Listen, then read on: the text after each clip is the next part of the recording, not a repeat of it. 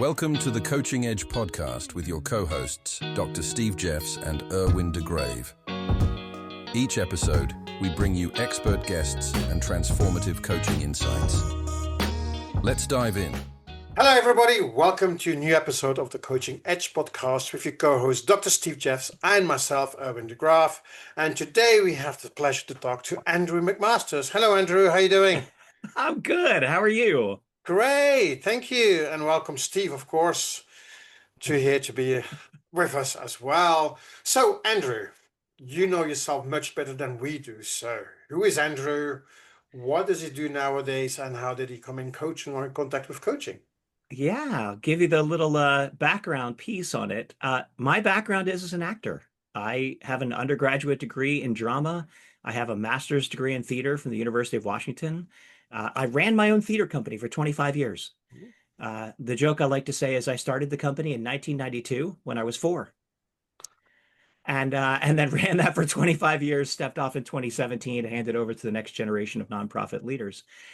During that time, we found a lot of the people showing up at our acting classes were people who were business professionals from Microsoft or Amazon or Boeing, and they were showing up because they wanted to learn how to be more relaxed and show up authentically in meetings.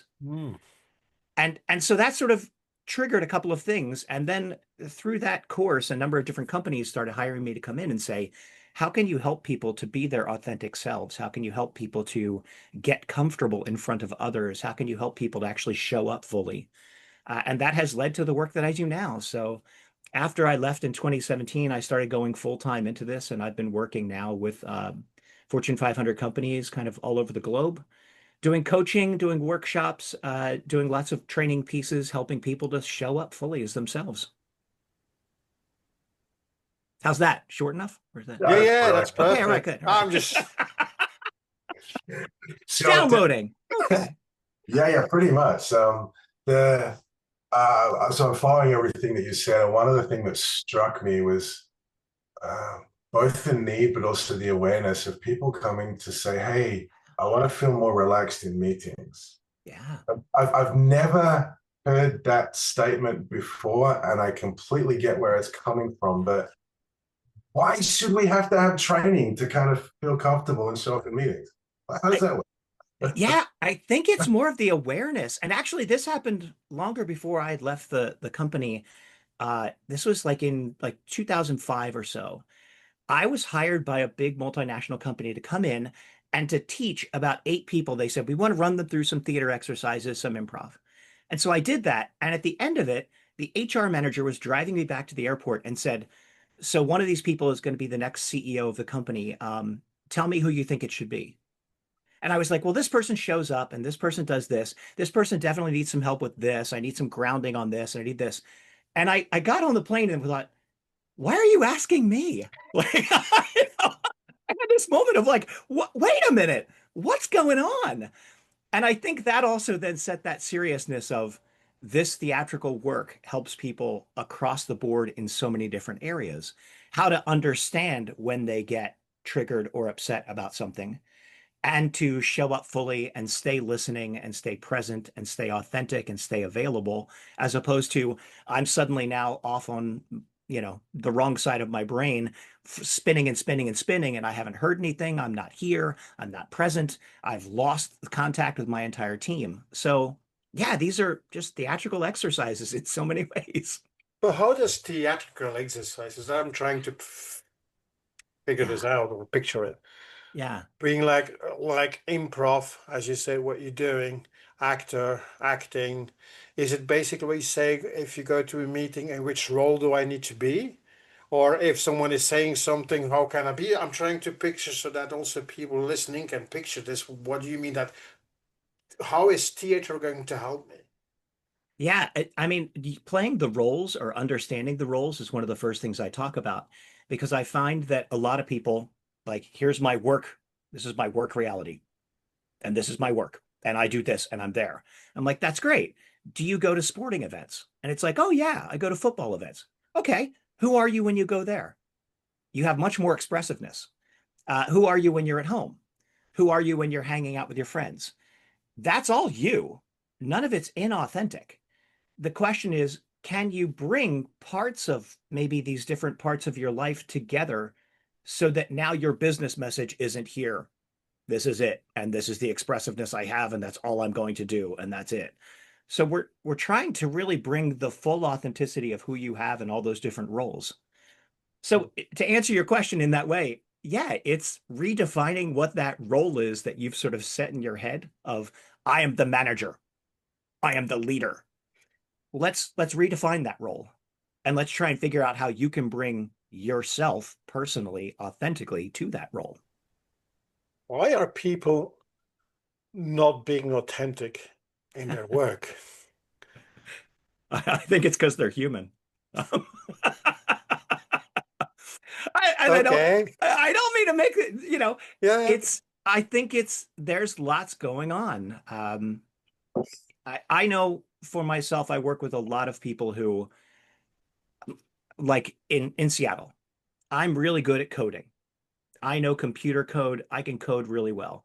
In fact, I'm so good, I've now been put in charge of other people. Well, I don't know how to talk to people. I don't know how to communicate with people. I don't know how to foster other people's growth. I just am really good at coding, and that's why now I've been put in a manager position. So playing that role is, well, I have to be a manager. I have to be a manager like other managers I've seen. And this is how I do it. Hmm. As opposed to, it's just you. And what do you want? What are your goals? What are your values? What do you care about? I keep trying to say to people, your job as the leader is to foster the growth of the people below you to get better than you when they reach your age. That's your goal. Like, help them be better, because then we all get to be better. So don't do it for them. Foster them to learn the skills that you've learned over the years. Yeah, it's kind of just bringing yourself in a lot of ways. I love that. And what role do we as leaders of a team play in creating a space where our team can show up as themselves? Yeah. I, as a leader, you show up, you are the person who models the behavior. And I say that 100% knowing I've done it wrong. Here was my background as an actor, and the first thing I did was said, well, I'm going to start a theater because then I get to control my own artistic my artistic future, my financial future, right? If I'm running my own company. And then of course, I don't know how to be a leader, so I'd sit there in a staff meeting and pull up my phone.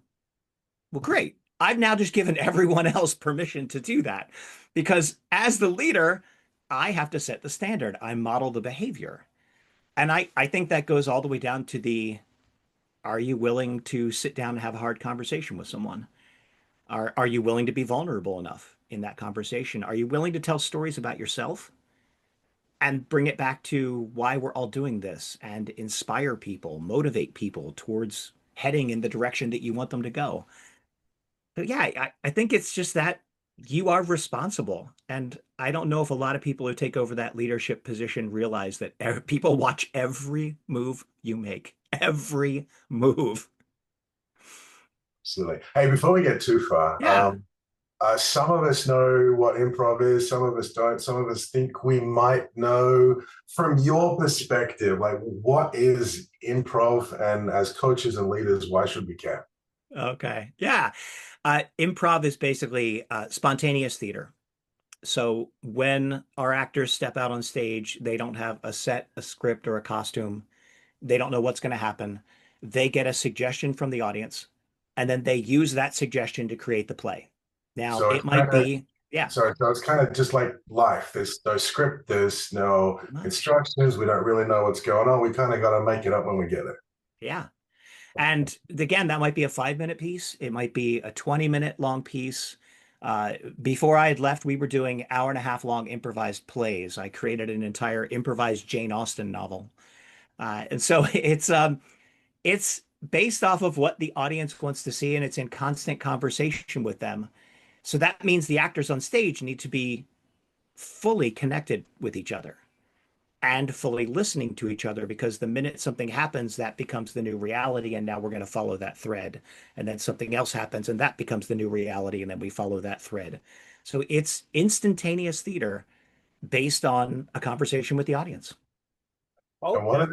Go ahead, Steve. One of the things in improv, like you hear stories of rules and steps and things, and like what are the key things that we as leaders and coaches could take away from improv that helps make it, I want to say work is the wrong word, emerge, allow it to emerge? Yeah. It is that lesson. I mean, you've got it on those pieces. Yes, and is one of the big tools. So we teach people that whatever happens, you accept that, and then you build on it. So I think yes, and is a little bit of a difficult nomenclature. People use that as in you always have to say yes. It's not about always saying yes. It's about whatever happened, that becomes the new reality. And now we acknowledge that and then we build on it.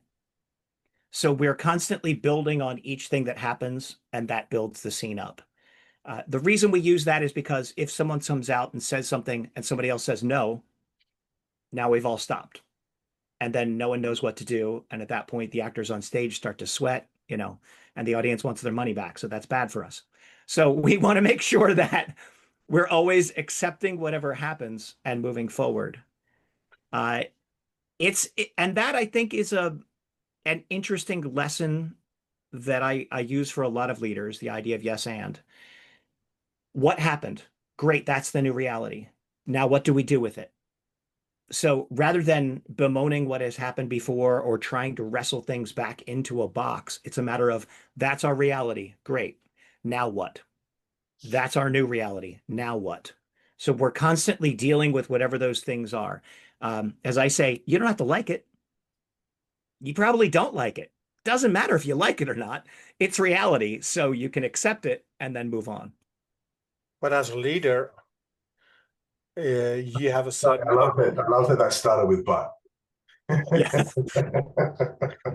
Yeah, good. Right. But yes, and yes, and Yeah. yes, and the leader has a certain objective or goal that it needs to achieve. Yeah. If someone in the team tells something and you do on the concept of improv, say something that goes completely different direction, you cannot say yes and because you need to go to a completely different way. So how can you, and I think it happens in improv as well, because certain topics maybe are not the right topics to touch upon. I don't know. So maybe it is if the public is ready for it.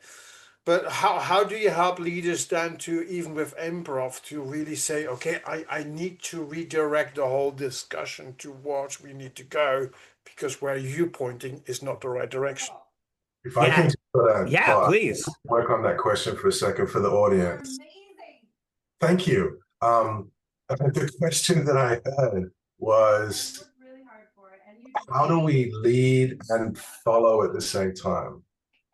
As a leader, how do we keep leading without having to follow everything that comes up? Is that the essence of where you're? Yeah. There's an exercise that I actually do with teams that I think kind of illustrates that in a lot of ways. I will have people sit in a circle and try to plan an event. So you're at a meeting, you have to plan a party. One person always says yes and. The next person always says yes but, and then says why that won't work. And then we just keep going around the circle doing that. And then I ask people after about 2 or 3 minutes, what did you get accomplished? And they say nothing. I'm like, right. And the difficulty is that there's two different thought processes. You have divergent thought process, where you're saying, what's possibilities, what's opportunities, what could we do? And then you have the area where you're going, all right, let's identify and analyze. And then you have convergent thinking, where you're saying, let's actually walk out of this meeting so we're all aligned with one direction. And the difficulty is a lot of times people do them at the same time. So it's separating those thought processes to go, we're looking at opportunities, possibilities, crazy ideas. Wonderful. Now let's start to analyze what those things would be. Wonderful. Now let's actually talk about what we can do tomorrow. Mm-hmm. And it helps to get those things that are those wacky ideas, because I don't want to shut down the employee who comes in with the wacky idea.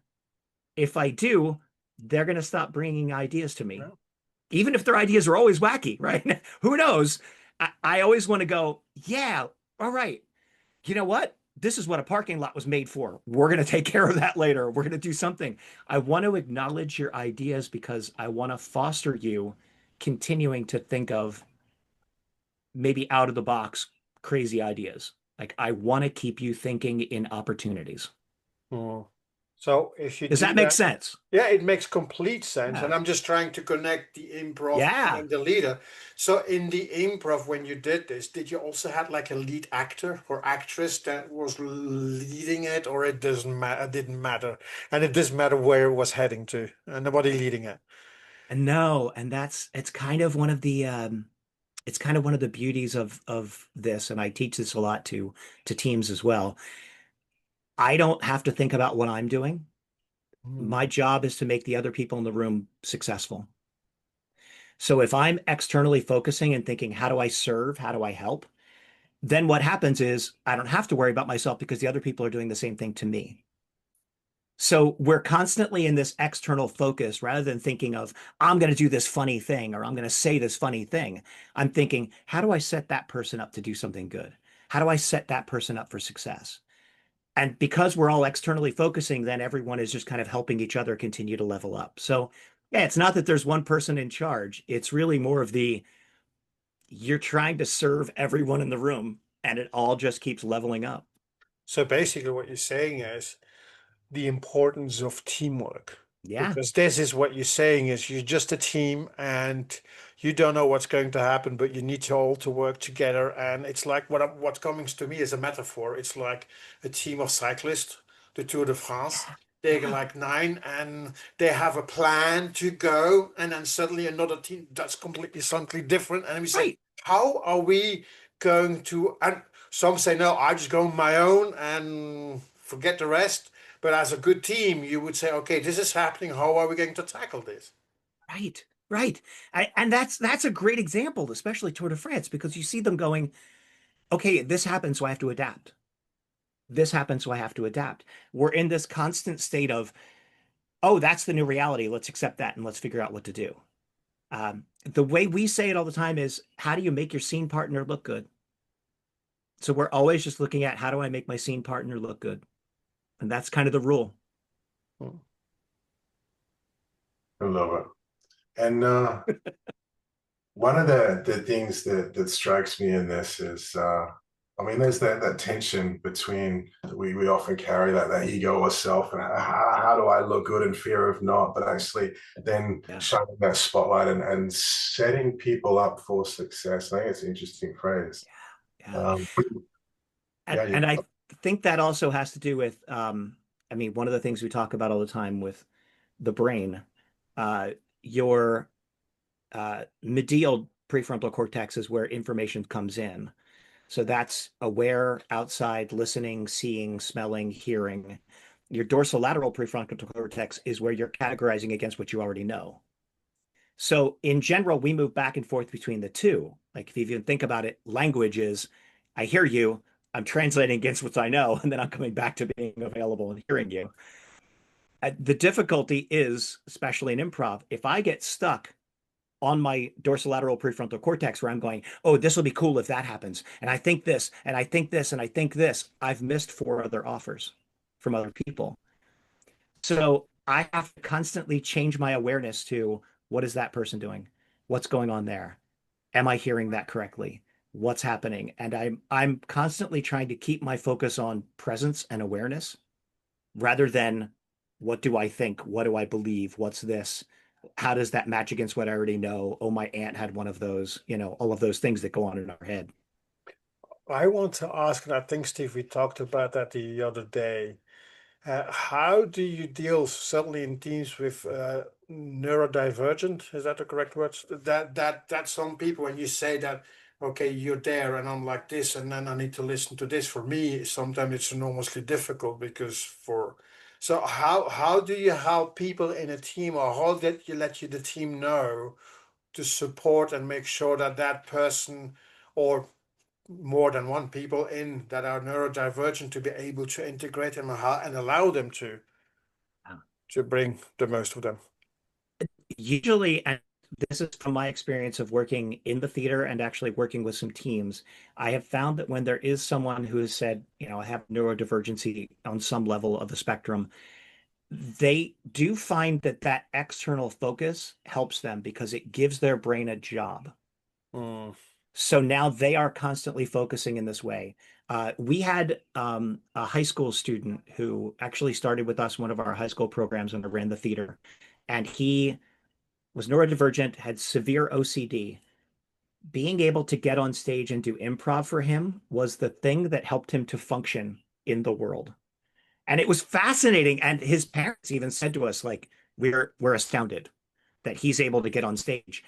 And I watched him too do fascinating work because his brain was moving about 3 paces further than anyone else's. And so you could see these things happening at the same time. He's still focusing on what they're doing and then giving offers. It was beautiful, beautiful to watch. So yeah, for me, I think it's that external focus. It helps to give the brain a direction to go so Mhm. that now I'm actually trying to think about this piece.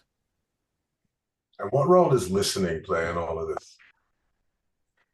I mean, that's where it all started. And that's why I wrote my book, Listening Without Agenda.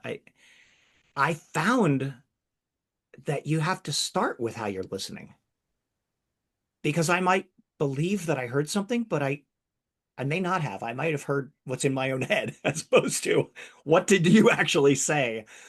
So clarifying that process of how you listen, I think was kind of my first starting space. And that's what forced me to write the book here that came out earlier this year. Yeah. Love it. The phrase jumps at me. It's like, well, did I hear what you said or just what I thought? Yes. And that, which is, to be honest, this is part of the reason too on the book, because I'm very pragmatic on this. The book actually has exercises. So my goal is to give it to people and say, do this with your team. Like you have it, it's all there. And the exercises are a lot of that. This is what I heard. Is that correct? Yes or no? So that I can just make sure I'm clarifying what I heard.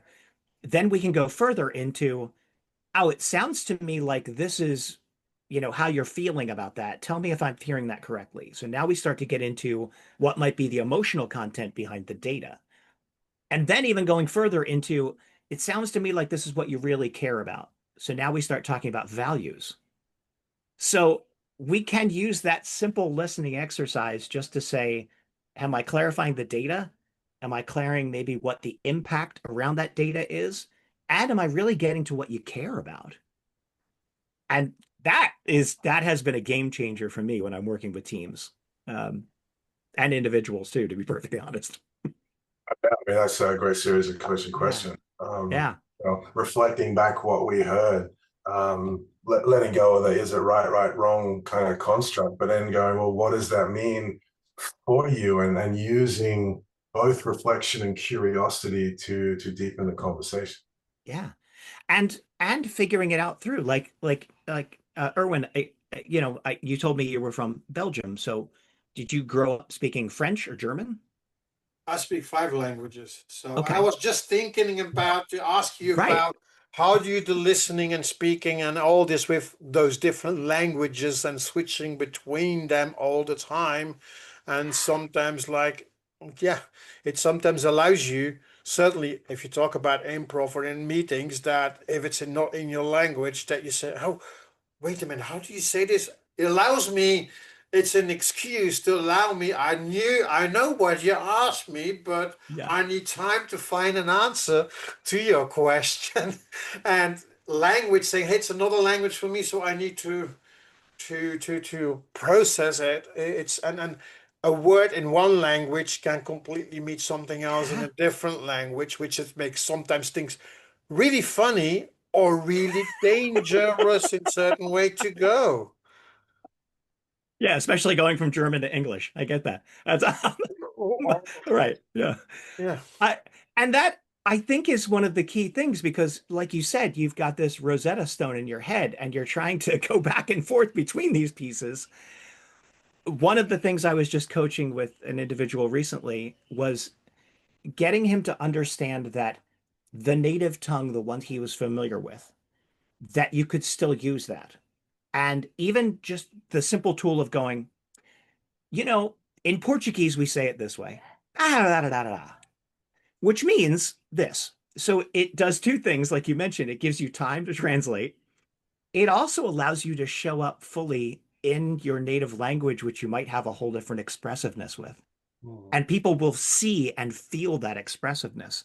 So it allows you to bring yourself in, authentic. It gives you time to think and lets people hear this is what you're thinking. And maybe then with the emotional part they heard from your native language and then the translation, there's a different understanding for it. I think that's a really great tip. Yeah, it's a real simple little like trick. Yeah, I mean, especially in a world that's increasingly global. Yes. For those of us that are lucky enough to be native English speakers, like everyone speaks our language, wherever we kind of go, and we kind of arrogantly expect that in many cases. But to recognize that actually, here's a great tip, and for us as leaders and coaches to explicitly give permission for that, as I think it's a great gift that we can do. I do that with my clients when they're multilingual. It's like, look, say it in your language, and we'll work the rest out in a minute. But start with whatever's here for you. Yeah. Yeah. And go ahead. Oh, sorry. Go ahead. Go. The other thing for me is that, like you said, I speak 5 languages. I speak one poorly. That this is the extent of what I can speak. And I've tried. I've done, years of French training, German, Spanish. For some reason, I just have really struggle with it. So the fact that you can speak 5 languages is astounding to me. And to your point, Steve, I think if a lot of people will come to me and say, "Oh, I don't feel comfortable," and I'm like, the fact that you can speak 5 languages is a superpower. I wish I had that superpower. Like, can you own the fact that you can speak 5 languages and let that be a little bit of confidence for yourself to go, "Hey, man, I'm translating through 3 different languages. Work with me on this." I feel like that's something that, again, as a native English speaker, we need to give people space for, and we need to show up and go, "Yeah, man, you're totally getting it. It's good. We got it. Thank you. I appreciate that." Well, a small thing about tip for if you speak different languages is a lot of people are afraid or not feel confident to speak another language to make mistakes. What I've learned is as long as the other person, because now this is really important. If you talk to someone in Spain and you speak in Spanish, but with your foreign accent and wrong words, I said some just changing one letter at the end of one word meant completely different, and everybody started laughing. I'm not saying here, but it was. But you need to learn. If you speak other way, you have the possibility to speak other languages. The most important thing is that the other person understands what you're trying to say, and I think it's really important because even if it's the same language, English, it is so important, and certainly with team, that the other person understand what I'm trying to say. And not is that I'm trying to say the best thing and nobody around me understands me. Yeah. And that's with the languages that I learned. It's just as long as they understand what I'm trying to say and I can get what I need to get in the language, that's fine. And then you sound like my wife is Spanish, but you made a mistake. So I don't care if I made a mistake, if it's masculine or feminine. They understand what I'm trying to say. Right. Going back, Steve, to your point of coaching people in their native language to do this, I think that's also a little bit of that acting training, because as actors, we learn it's not just the words, it's your body, your gestures, the expressions, the intonation, the tone of your voice, all of these things. And also, what is my intention? Like you're saying, Erwin, what am I trying to get across? What do I want you to think and feel? All of these things together are what make a clear message. So yeah, we have to work on all those things and make sure it's all clear so that we can get across what we're trying to get across, even though we might get the gender wrong. Yeah, I get it. Here's a question there. You may or may not have an answer. I'm just going completely in some direction. I've seen a lot of people using AI to draft emails, draft messages. Here's kind of what I want to say. Help me put the words. And so there is kind of that intent going in, polish coming out. What impact do you see that having on conversational connection? I see a little bit, two things. I kind of love AI, and I think there's a lot of really great stuff there. It's also relational AI in the sense of if I can tell AI, hey, I am this person and this is my tone, here's this. So how would I say this in this way? That helps it to get closer. I still feel like once that output is put through, you have to go through it and go, yeah, I wouldn't say that. Hang on. No, I would say that. I would never say that. There still needs to be the human element of what am I trying to get across? Because much like we were just talking about, the AI doesn't have an intention. Yeah. I don't think it has the emotional content that we might have while we're putting something together. So it still needs that human piece. It's a really, really important point. Yeah. Because the example that I gave, I kind of put data in, and your answer kind of came back and well, actually, well, there's the what did you say? The three layers of questions you had before. You know, the data, the impact, Yes. value, Data, the impact, the value. and actually, we've kind of got to. If we want a comprehensive message, we have to be mindful of all of those different things because that is it's part of communication. It's part of what we say. It's also part of what people receive. And if we neglect it, we miss a real opportunity to connect, align, but also communicate. And how people are hearing it. I tell this story in the book too. My one of my employees used to work at a suicide hotline. And what they told them was when people call up, they're upset. And it's like, I'm angry. You can't go, well, let's calm down. Because then they get more angry. They taught them to match the intensity of going like, whoa, you sound upset. Wow, all right, so let's talk to you because now we can work you down. And I've used that tool as well because, as I said, the data and the emotional impact, sometimes people like, go, oh, okay, well, let's move this. They're like, you don't understand.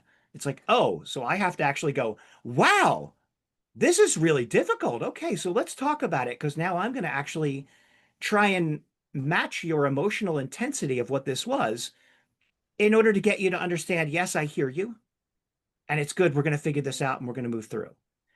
I mean, I think as a leader, you have to be aware of what is the impact of that to the individual?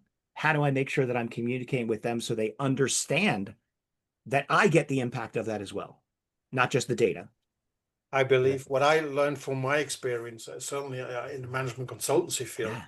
is I've learned that because as you become a consultant and you go in an industry where they work on the whatever they do, putting you on the language they understand, you connect with them.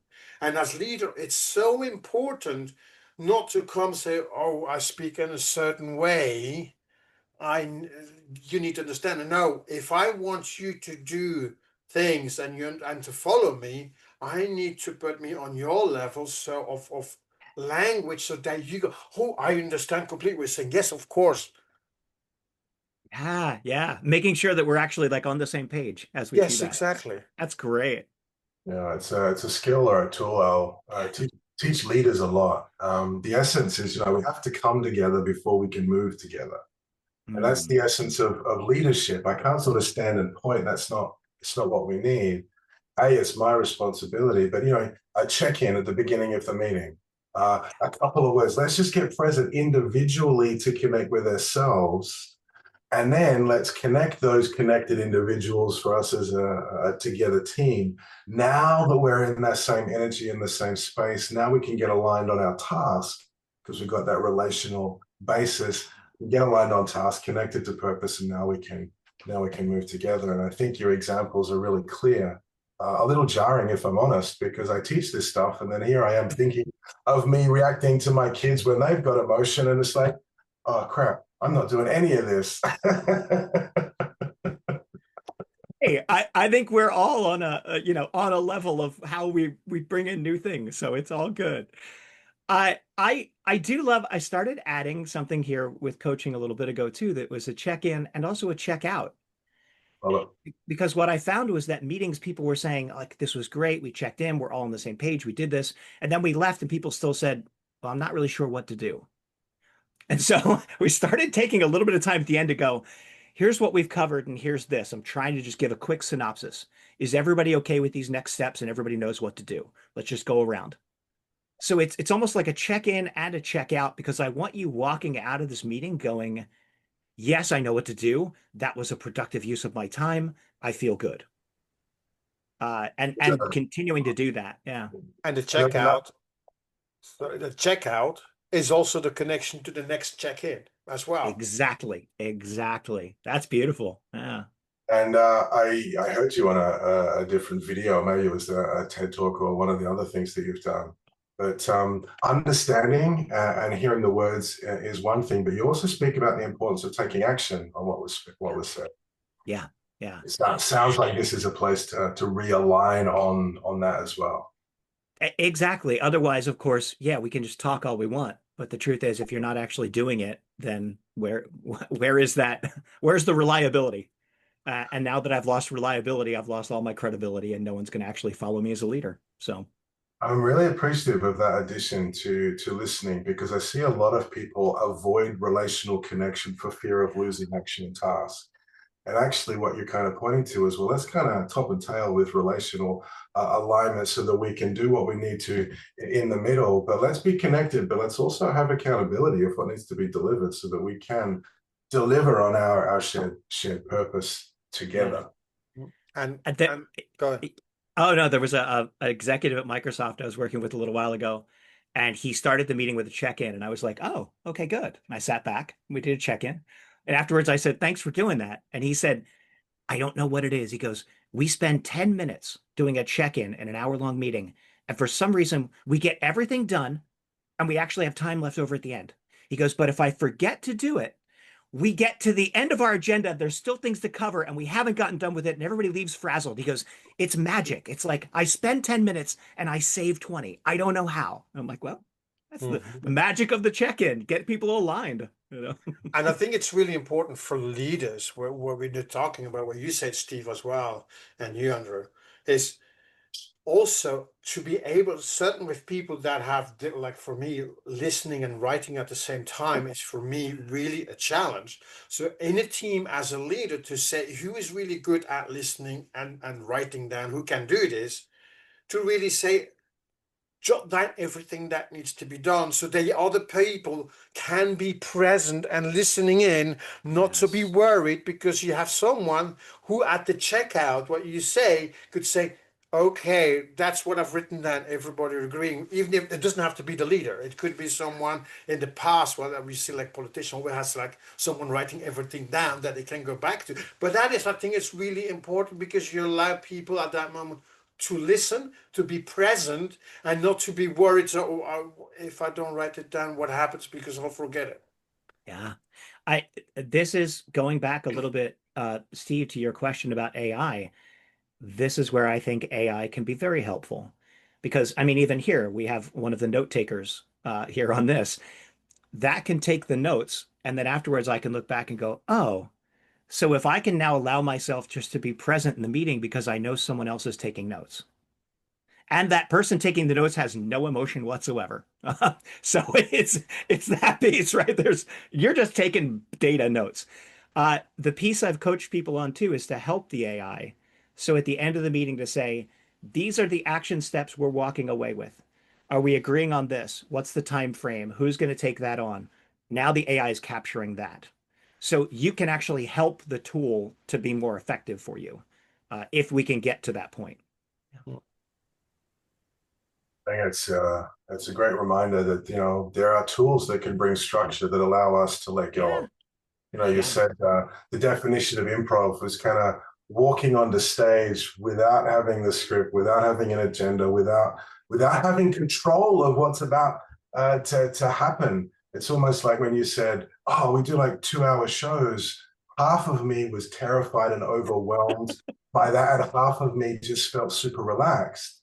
And I think that's the dichotomy and the paradoxical tension that we hold is like, when I can control everything, I know where it's going. But when I let go of control, I don't have to know where it's going. And there's practice in that. And the magical moments that can happen when I let go of control. Uh, so this was a beautiful moment in a show. At one point, we were in a big mansion doing something, and someone had diaries, and it was like, "Well, I'll take this diary. I'll take the diary," and he said, "I'll take them to the room where we store them, which is the diarrheatorium." And you watched the word come out of his mouth as he said it, and then went, "That doesn't sound good." So, but but it's this moment where you're watching the brilliance of the person on stage just say something and then realizing I just said diarrheatorium. Oh my God. Okay. And I think the same thing is true I've found in business meetings when you're coaching people. It's that idea of there might be this brilliant concept that comes out that just shocks you because it wasn't what you expected. Those are the threads that we can pull on, and that can lead us to the next innovation and lead us to the next major thing we do. It's a matter of, did we hear them and can we allow it? Especially from that place of trust that you spoke to, where that comes out. I can let that come out. I don't have to filter and polish and Right. have the perfect thing before I speak, because as you said before, it's a great reminder. I don't have to focus on me because that's your job. It's your job to help set me up for success. It's my job to help set you up for success. So hey, it comes out. It's up to you to make it look good. It's like you've got the hard job. I've just got to spit it out. I'm just saying words here. Yeah, right. I believe just listening to you, I believe that improv is so important in crisis management. Yeah. That's what I shocked, because in crisis management, things are happening very quick, very fast. Yeah. And if you're in a certain mindset, you're going to be completely blocked. But if you're like in that improv, it's going to allow you, okay, what's happening? What do I need to do there? Who can do this? That allows you to be much more relaxed. What you said, Steve, I can be relaxed in a crisis environment because I know how to handle it. And we beat ourselves up when things go wrong for either the things we did or the reason it went wrong. And it's like, oh man, and I can't believe that's wasted energy. Oh. That energy could be redirected towards, cool, what are we doing with what we have? And so my teachers talk about that all the time of, are you wasting your energy and time on, bemoaning something you did wrong, as opposed to how can we redirect that and how can we just get better? So powerful, this. Yeah. So, Andrew, thank you Theater. for this. Yeah, go theater. Yeah, this feels like a great invitation for more conversations that we don't currently have time for. Yeah. How can people connect with you? Those that are inspired, intrigued, or curious, or just want to, learn more about your book and what you do in the world. How can people connect? Yeah, my website, ImprovMindset.com, my intact there. And look, I happen to have a book right here. Crazy. The book is called Listening Without Agenda. So, and again, the goal on the book was really for anyone just to say, I can now run these exercises by myself. I mean, I want it to be just accessible for people to try this stuff on their own. And that's really the point. All right. Thank you very much, Andrew, for sharing and be improvative, or whatever the word should be. See, there's my different languages going. It's all good. It's all good. So thank you for it. And everybody else listening in, thank you very much for listening in. And until the next episode, take care. Bye. Thanks for tuning in to The Coaching Edge. Until next time, keep coaching and keep growing.